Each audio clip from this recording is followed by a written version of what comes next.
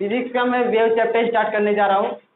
तो वेव क्या होता है पहले वो समझ लो कि वेव चैप्टर का नाम क्या है, वेव। वेव तो देखो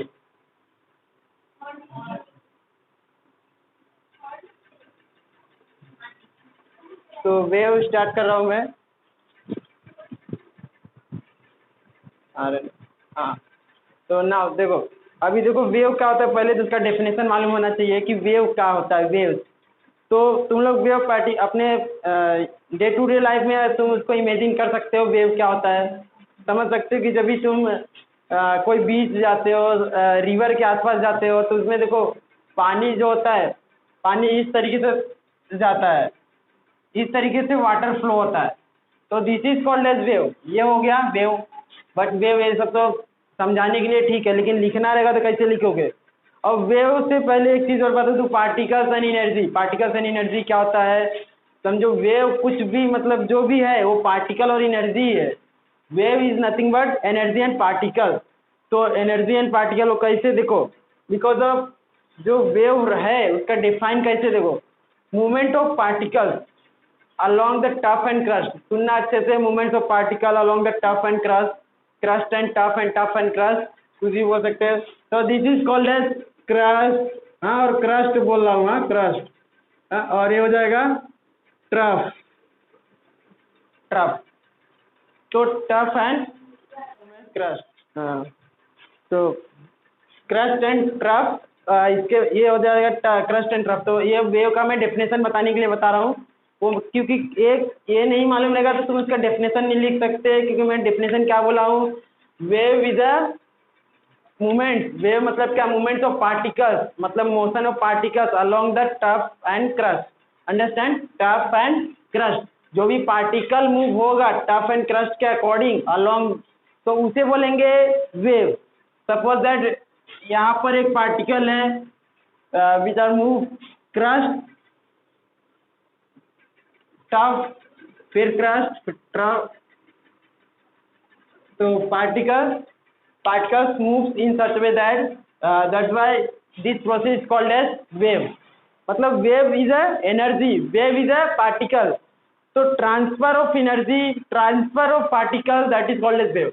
तो समझो कि अगर मैंने बोला transfer of particles along the crest and trough, then it is called as wave. तो ये तो डेफिनेशन बहुत बच्चों वाला डेफिनेशन दे दिया हूँ मैं, थोड़ा से और अच्छे से लिखने का है वेव क्या होता है। तो वेव,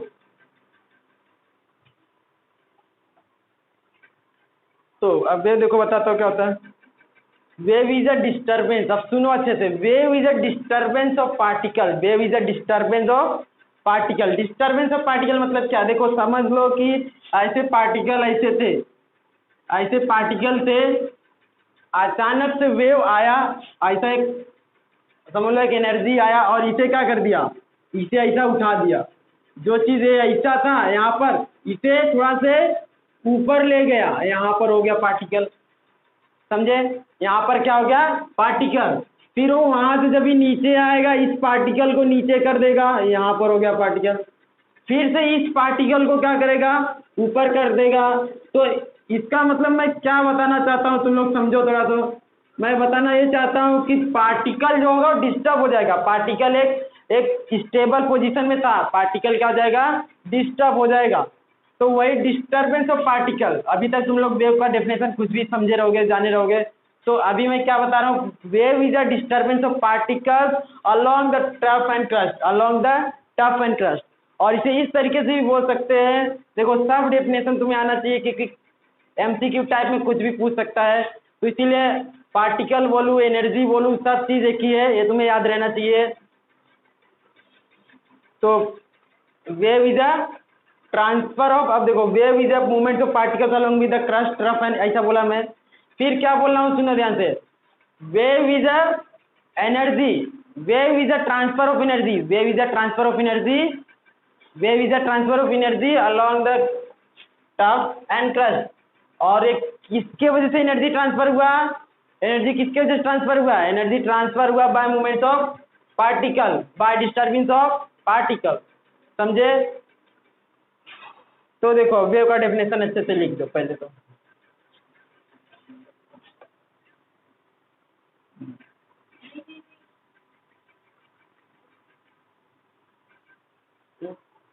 तो अब वेव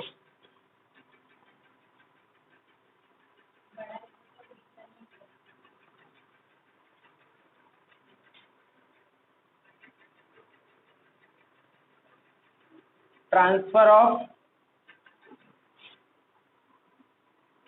एनर्जी फ्रॉम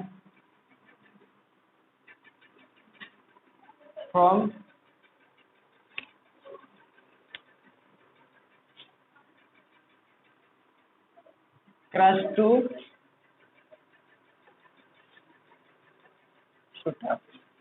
अंडरस्टैंड। और ये किसके वजह से हुआ? वो एनर्जी ट्रांसफर हुआ, बट किसके वजह से हुआ? किसके वजह से हुआ? By movement of, by disturbance of particle. तो बाय डिस्टर्बेंस ऑफ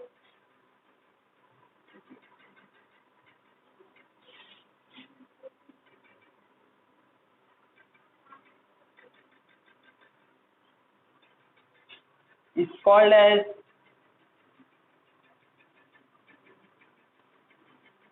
सुनो, इसे देखो अलग क्यों हाईलाइट किया हूँ? Because it is very important word.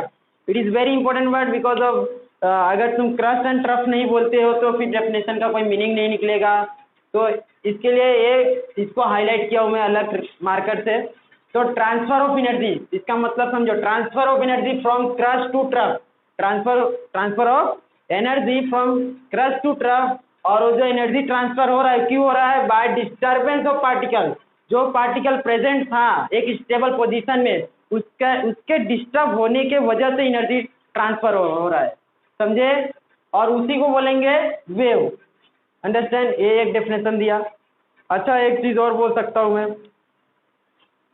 इधर पे जो लिखे फ्रॉम क्रस्ट टू ट्रफ, अगर जो इसे नहीं लिखना चाहता है वो इस तरीके से भी लिख सकता है, from one point to another point.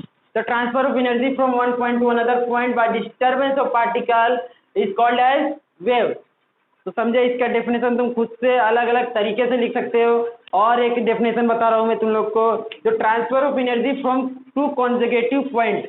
अब two consecutive point, you know that consecutive, for example this is called as wave, this is called as wave.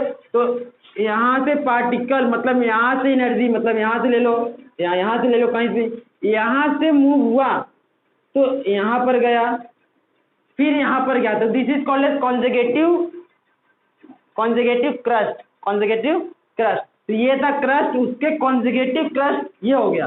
Understand? ये था ट्रफ, इसका कॉन्जिक्यूटिव ट्रफ ये हो गया। अंडरस्टैंड?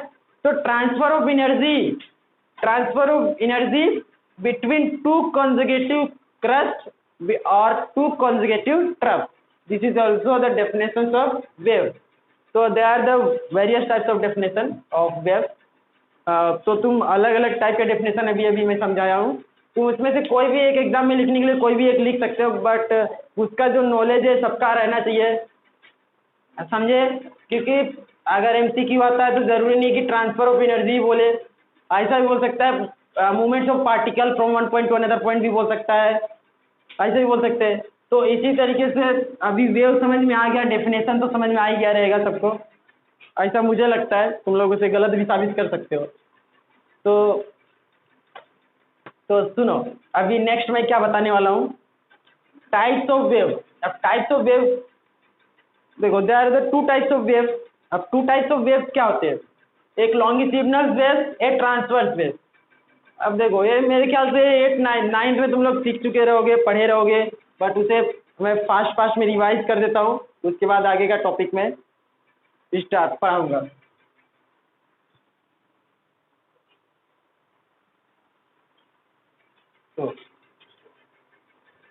तो देखो, नेक्स्ट है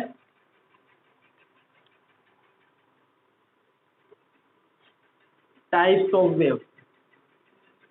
अब टाइप्स ऑफ वेव क्या होता है? देखो, अब टाइप्स ऑफ वेव्स में there are two types of wave. अब टू टाइप वेव क्या होते हैं? फर्स्ट है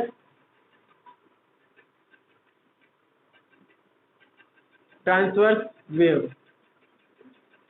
ट्रांसवर्स वेव, ये हो गया transverse wave. Another is longitudinal wave.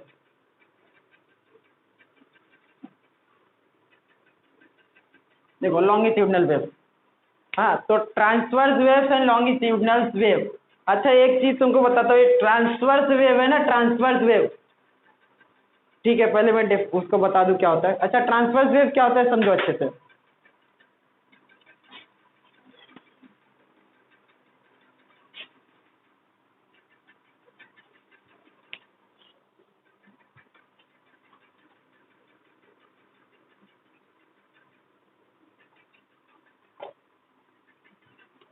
समझना अच्छे से।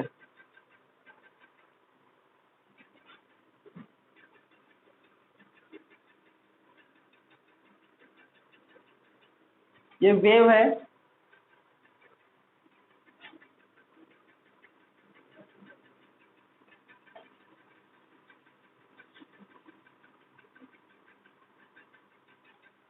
इतना काफी समझने के लिए। देखो मैं क्या बता रहा हूँ, this is called as wave and ये ओसिलेशन है, ये oscillation, you know that oscillation, oscillation है, नहीं पता रहेगा तो मैं बता दूंगा लेक्चर के बीच में।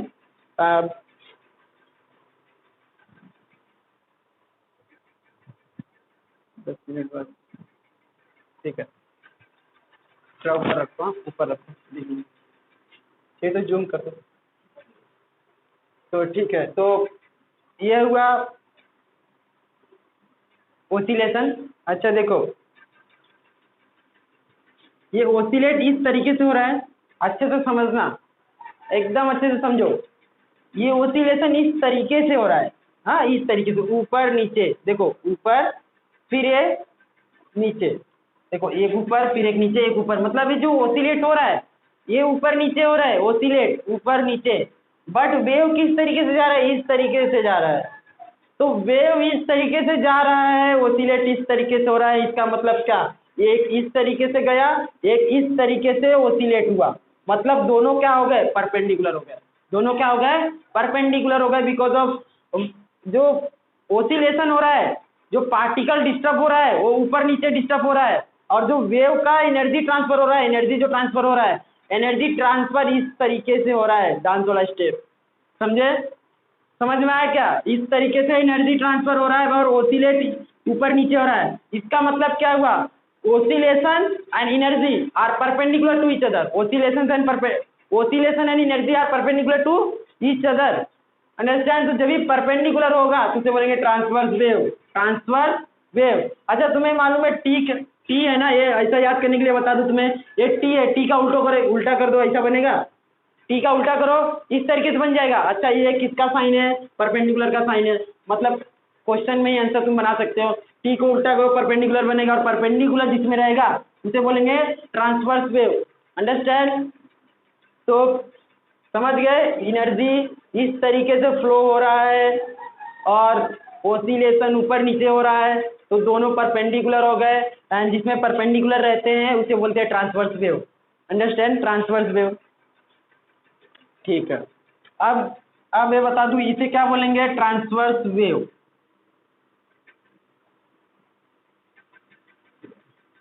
ये ट्रांसवर्स वेव है।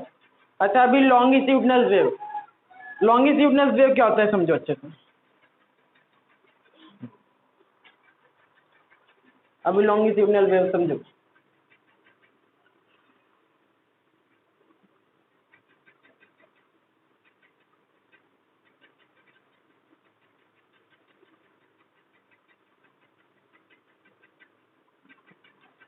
देखो लॉन्गिट्यूडनल वेव बताने के लिए ये मैं बनाया हूँ। तो देखो लॉन्गिट्यूडनल वेव क्या होगा, अगर सपोज दैट एक स्प्रिंग लिया जाए, मैं उसको ऐसा करूँ, खींचूं, तो जब भी मैं उसको ऐसा खींचूंगा तो क्या है, ऊपर नीचे जा रहा है, नहीं जा रहा है, वो लेफ्ट राइट जा रहा है, और उसका जो वेव होगा वो भी लेफ्ट राइट जाएगा। तो इसका मतलब क्या हुआ, जिस साइड वेव जा रहा है उसी साइड उसका पार्टिकल का ओसिलेशन भी हो रहा है। तो इस तरीके से वेव जाना चाहता है, देखो देखो इस तरीके से बना सकता हूँ, ऐसा बनाने की जरूरत भी नहीं है, अगर तुम समझ गए ऐसा तो देखो ओसिलेशन समझ में आ ही रहा होगा कि वो इस तरीके से, ये इस तरीके से जा रहा है, समझो इधर जा रहा है, इधर इधर एक पार्टिकल, इधर फिर इधर एक पार्टिकल, पार्टिकल का मूवमेंट उधर जा रहा है, मतलब उसका ओसिलेशन उधर हो रहा है, ओसिलेशन उधर हो रहा है, उसका वेव भी ऐसे ही जाएगा, लेफ्ट राइट जाएगा। तो वेव का डायरेक्शन एनर्जी ट्रांसफर का डायरेक्शन बोथ आर सेम। इसका मतलब क्या हुआ, एनर्जी जिस तरफ जा रहा है उसी तरफ वेव का पार्टिकल भी जा रहा है। वेव का पार्टिकल तो नहीं जाएगा बट ओसिलेशन का डायरेक्शन उस साइड है, तो ओसिलेशन का डायरेक्शन सेम डायरेक्शन में है as compare to energy transfer. तो ऐसे ऐसे मतलब क्या हो गया, जो एनर्जी ट्रांसफर है और वो दोनों क्या हो गए, पैरेलल हो गए, दोनों क्या हो गए, पैरेलल हो गए। और पैरेलल हो गए तो उसे बोलेंगे लॉन्गिट्यूडनल। अंडरस्टैंड, ट्रांसवर्स वेव समझा, लॉन्गिट्यूडनल वेव समझा। तो ट्रांसवर्स वेव जो परपेंडिकुलर रहेगा, energy and oscillation are perpendicular each other, then that type of wave is called as longitudinal net transverse wave. उसके बाद if the oscillations and energy transfer are in same direction, that means both are parallel to each other, that type of wave is called as longitudinal wave। तो मुझे लगता है wave का definition और types of wave समझ में आ गया रहेगा।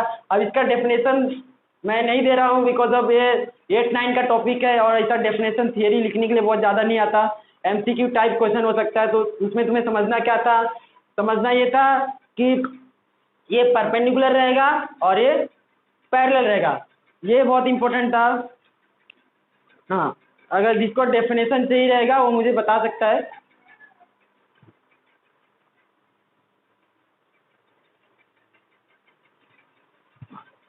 तो अभी देखो नेक्स्ट टॉपिक,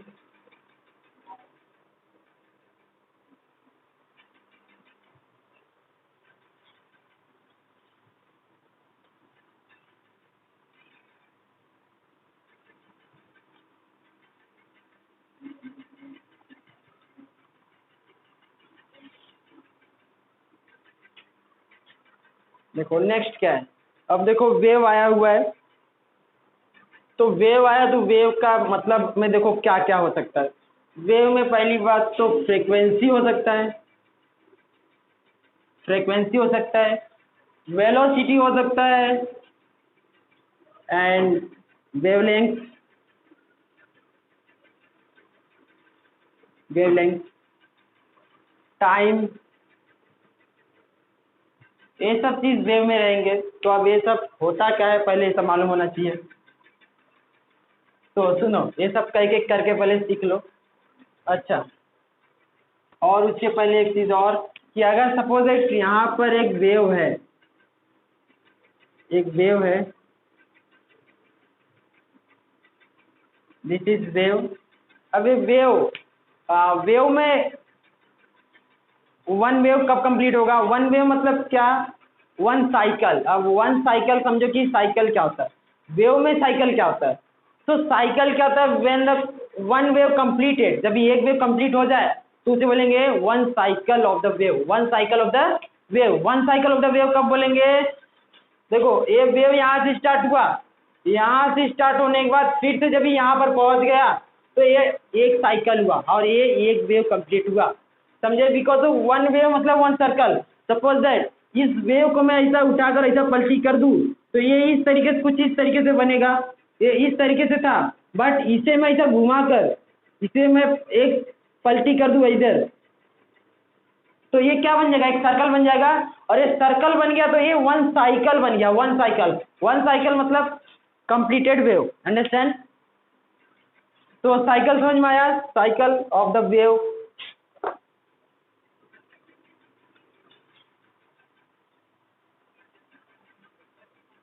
अब इसके बाद फ्रीक्वेंसी। अब फ्रीक्वेंसी क्या होता है पहले समझ लो। फ्रीक्वेंसी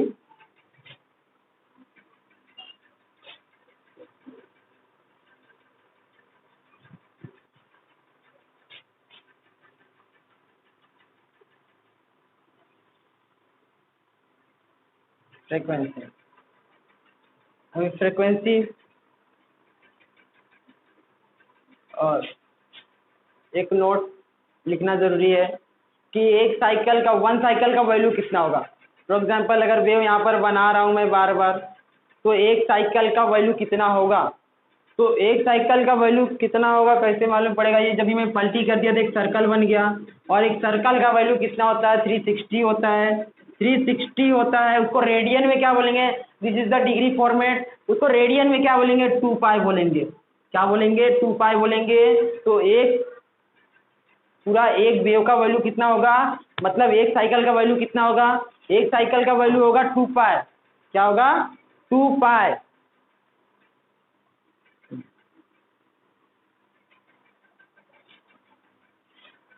और इसके बाद फ्रीक्वेंसी,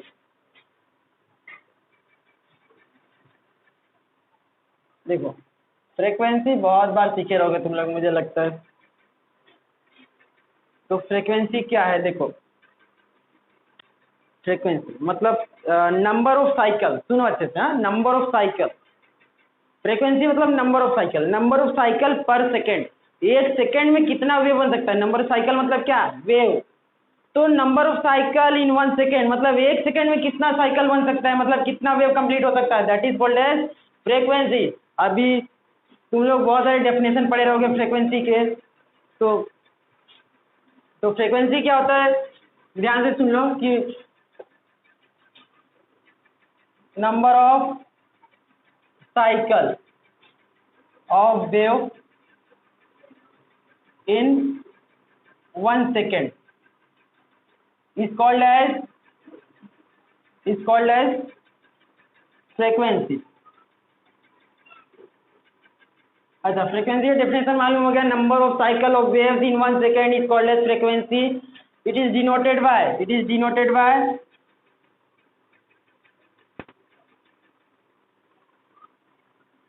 म्यू, इसे बोलते हैं म्यू, समझे। तो इट इज डिनोटेड बाय ये, फिर इसके बाद इसका एन भी होता है, इसका एफ भी होता है, तो ये सब इसका डिनोटेड वर्ड है। मतलब फ्रीक्वेंसी को न्यू से भी बोल सकते हैं, फिर एन भी लिखते हैं, फिर एफ भी लिखते हैं। तो यह हुआ फ्रीक्वेंसी का सिंबल। इसका यूनिट क्या हुआ, यूनिट इसका होता है हर्ट्ज। हर्ट्ज होता है, ये आर है, और इसका सिंबल हो जाएगा एस जेड। अंडरस्टैंड? ये इसका यूनिट हुआ, समझ में आ गया। Number of cycle of waves in 1 second is called as frequency, it is denoted by ये सब, एंड यूनिट इज हर्ट्ज। समझे? तो यहाँ तक समझ में आ गया सबको? मुझे लगता है समझ में आ गया है। नहीं आया रहेगा तो कोशिश करना समझने का।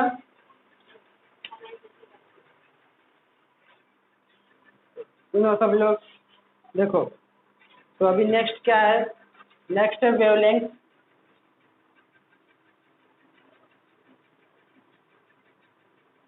वेवलेंथ, अच्छा वेवलेंथ का डेफिनेशन देखो, इसका मतलब समझो। देखो वेवलेंथ, तो वेव का length is called as wavelength.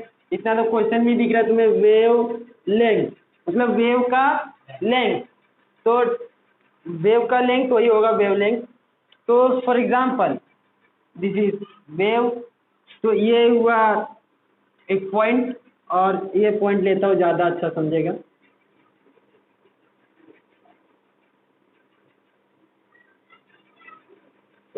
सुनो, अगर तुम ये पॉइंट लेते हो, या तो फिर ये पॉइंट लेते हो, या ये पॉइंट, कोई भी एक पॉइंट ले लो, तो उसका कॉन्जिगेटिव पॉइंट जो रहेगा वो होगा वहाँ से स्टार्टिंग पॉइंट, और कॉन्जिगेटिव पॉइंट के डिस्टेंस को बोलेंगे वेवलेंथ। फॉर एग्जांपल अगर मैं ये लिया, तो एक सर्कल, एक साइकिल कब कंप्लीट होगा इसका, यहाँ पर पहुँचेगा तब होगा। तो दिस इज कॉल्ड एज, यहाँ से लेकर यहाँ तक का क्या हो जाएगा, wave, and wave is denoted by lambda. Understand? Lambda, understand? तो अगर फॉर एग्जांपल यहाँ से वेव स्टार्ट होता है, मतलब समझ लो मैं यहाँ पर पॉइंट लिया, वेव तो यहीं से स्टार्ट होगा, बट अगर मैं, मेरा जो पार्टिकल है, मैं इस पार्टिकल की बात कर रहा हूँ, तो इस पार्टिकल के लिए एक वेव कब कंप्लीट होगा, यहाँ से जब यहाँ पर पहुँचेगा तब एक वेव कंप्लीट होगा। अगर समझो एक पार्टिकल यहाँ पर है, इसके लिए एक वेव कब कंप्लीट होगा, यहाँ से जब ये यहाँ पर पहुँच जाएगा तब उसका एक वेव कंप्लीट हो जाएगा। और एक वेव मतलब लैम्ब्डा, वेवलेंथ। अंडरस्टैंड? तो इसका मतलब क्या, द डिस्टेंस बिटवीन, ऐसा बोल सकता हूँ क्या, सुनो, the distance between to कॉन्जिगेटिव trough और क्रस्ट, मतलब या तो दो कॉन्जिगेटिव के बीच का डिस्टेंस रहना चाहिए, या तो क्रस्ट हो या तो ट्रफ हो। तो अगर समझो यहाँ पर एक क्रस्ट है, यहाँ पर क्रस्ट है, तो ये दोनों के बीच के डिस्टेंस को क्या बोलेंगे, वेवलेंथ बोलेंगे। इस दोनों के बीच के डिस्टेंस क्या बोलेंगे? वेवलेंथ बोलेंगे। तो इधर क्या बोलेंगे? Distance between two consecutive trough. इधर क्या बोलेंगे? Distance between two consecutive trough. तो मतलब क्या? The distance between two consecutive trough और two consecutive trough is called as wavelength. Understand? इसे और भी अच्छे से लिख सकते हो, मतलब तुम लोग जो अपने बचपन में मतलब 8वीं 9वीं में लिखे रहोगे इस तरीके से, distance between two point is called as wavelength. इसे भी ऐसा भी लिख सकते हैं, बट ये डेफिनेशन ज़्यादा वैल्यूबल नहीं है, तो ये याद रखे, distance between two consecutive trough और two consecutive trough is called as wavelength. Understand?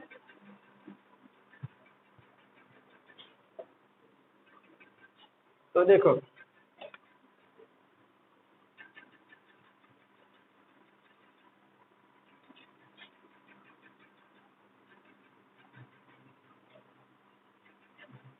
Two consecutive,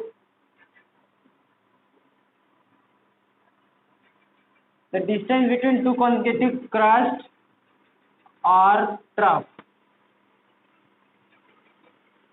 is called as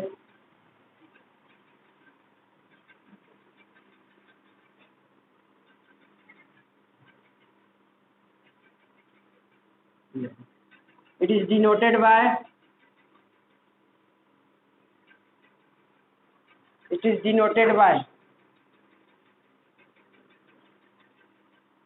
lambda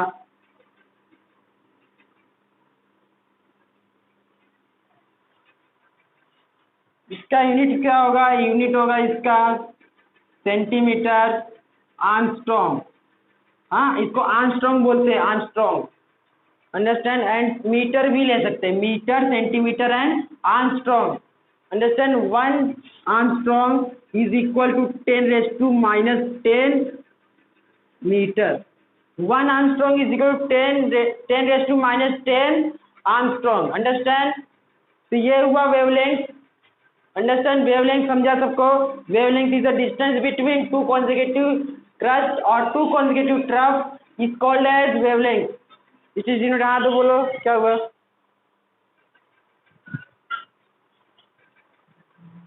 तो नेक्स्ट है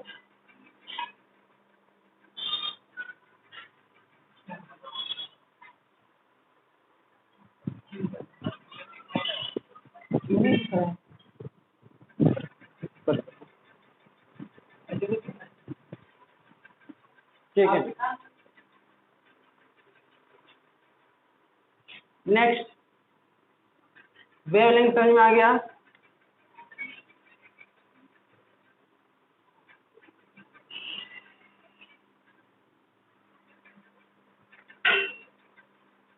वेवलेंथ, वेवलेंथ बताया मैं, फिर वेलोसिटी अभी बाकी है। तो velocity,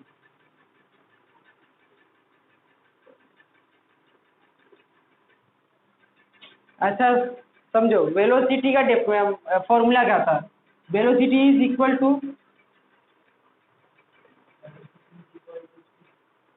speed into no,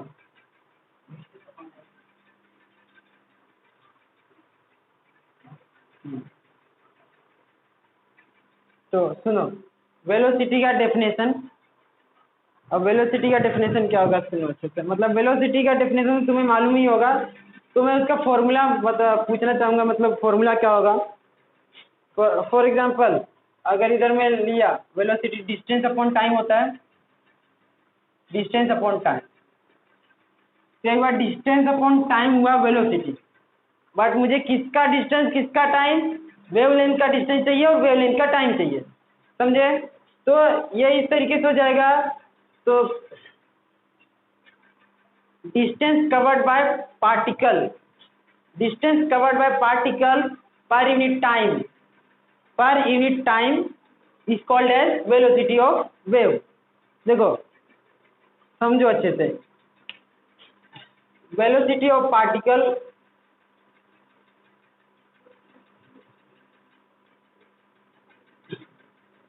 velocity of particle, the distance,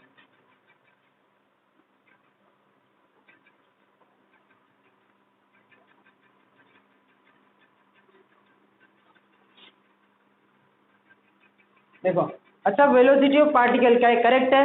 velocity of particle, particle does not move, particle move नहीं होता, बट वो मूव जैसा उसका एनर्जी मूव होता है, समझे?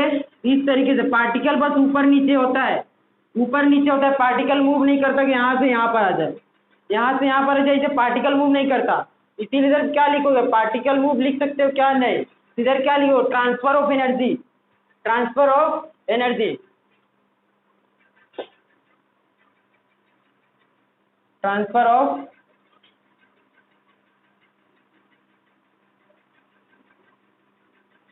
per unit time is called as velocity,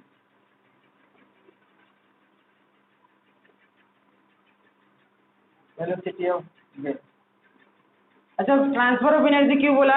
transfer of energy इसलिए बोला क्योंकि एनर्जी जितना दूर तक ट्रांसफर करेगा उतना ही तो डिस्टेंस रहेगा, जितना दूर तक एनर्जी ट्रांसफर करेगा उतना ही डिस्टेंस रहेगा।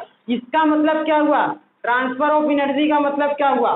इधर पे मतलब हुआ डिस्टेंस, समझना अच्छे से, डिस्टेंस, क्योंकि जितना एनर्जी ट्रांसफर करेगा उतना दूर तक वो डिस्टेंस जाएगा, एनर्जी इस तरीके से ट्रांसफर होगा। तो इसीलिए transfer of energy per unit time is called as velocity of wave. अब वेलोसिटी का फॉर्मूला क्या होता है? Velocity is equal to distance upon time, distance upon time. अच्छा, डिस्टेंस क्या है यहाँ पर? डिस्टेंस मतलब इसका डिनोटेड क्या हो जाएगा? Wave length upon time, velocity का वेलोसिटी रहने दो। अच्छा, वेव लेंथ का वैल्यू कितना होगा? वेव लेंथ का वैल्यू कितना होगा? बताओ, वेव लेंथ का वैल्यू कितना होगा? 2 पाई, अभी बताया था वेव लेंथ का वैल्यू कितना होगा? वेव लेंथ का वैल्यू होता है 2 पाई, बिकॉज एक वेव का कंप्लीट हुआ था, अभी थोड़ी देर पहले बताया था। इसको मैं ऐसा पलट दिया तो एक सर्कल बन जाएगा, सर्कल मतलब 360 डिग्री में है, उसको रेडियन में कन्वर्ट करेंगे तो 2 पाई होगा, तो 2 पाई, अंडरस्टैंड? 2 पाई होगा, ये क्या होगा? 2 पाई हो जाएगा। अब ये 2 पाई होने के बाद यहाँ देखो, ये हो जाएगा वेलोसिटी 2 पाई अपॉन टी। अच्छा, बट यहाँ पर frequency n is equal to 1 upon T पढ़े हो फ्रीक्वेंसी का formula? This is the formula of frequency. अच्छा, यहाँ पर 1 ऊपर 1 होगा, नीचे टी, 1 अपॉन टी दिख रहा है, क्योंकि इसको मैं इस तरीके से लिख सकता हूँ, 1 अपॉन टी लिख सकता हूँ ना, तो 1 अपॉन टी क्या हो जाएगा? इधर टी लिखा, 1 अपॉन टी क्या हो जाएगा? n, तो v is equal 2 pi n, इधर वेलोसिटी का फॉर्मूला क्या बन गया? 2 पाई n। अंडरस्टैंड? तो ये था वेलोसिटी। तो velocity transfer of energy per unit time is called as velocity of wave. तो इसका velocity is equal distance upon time, velocity is equal to distance क्या हो जाएगा? वेवलेंथ हो जाएगा अपॉन टाइम। इसके बाद क्या है? वेलोसिटी और वेवलेंथ का वैल्यू कितना होगा? एक वेव का, 1 वेव का वैल्यू कितना हो जाएगा? 1 साइकिल। हाँ, इधर 1 साइकिल लिख दो, 1 साइकिल का वैल्यू हो जाएगा 2 पाई, फिर नीचे टी दिया हुआ है, कैपिटल टी ले लो, तो 2 पाई अपॉन टी हो जाएगा, but n is equal to 1 upon T होता है, that's why we can take as 2 pi n। Understand? समझे? 2 पाई n हो गया वेलोसिटी का वैल्यू, समझे? तो वेलोसिटी समझ में आ गया?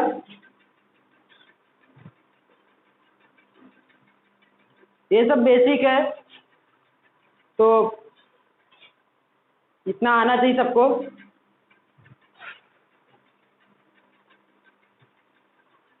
तो नेक्स्ट जो आगे का टॉपिक है वो मैं नेक्स्ट लेक्चर में बताऊंगा, बिकॉज ऑफ इतना बेसिक तुम लोग को आना चाहिए। बेसिक पहले समझ लो अच्छे से, बेसिक में कुछ डाउट है तो पूछ सकते हो मेरे से। और इसमें एक डायग्राम में सब कुछ मैं वो थ्रू कर देता हूँ फटाफट कि क्या है। देखो, फॉर एग्जाम्पल, माइक, 1 मिनट, मैं बोला जब भी मैं पूछूंगा तभी बोलना, अभी बोलो मत। मैं अभी थोड़ी देर पूछूंगा डाउट।